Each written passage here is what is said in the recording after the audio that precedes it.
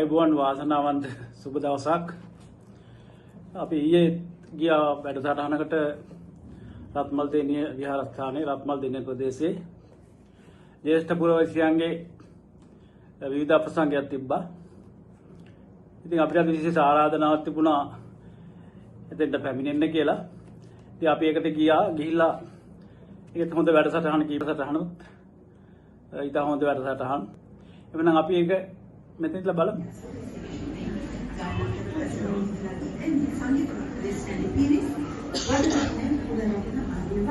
මේ ගීතයට නර්තනයේ සහාය වෙනවා බේකස් නර්තන කණ්ඩායමේ සංගමිනී කාලිංගය කියන්නේ අපි මම අද කියන්නේ කුඩය කියන කුඩය ගීතුව ඒ වගේම හෙසන්යා දහන්සි මේ තියමියන් දෙදෙනා මේ ගීතයට රංගනයෙන් නර්තනයේ දානවා කොහොමද අපිස්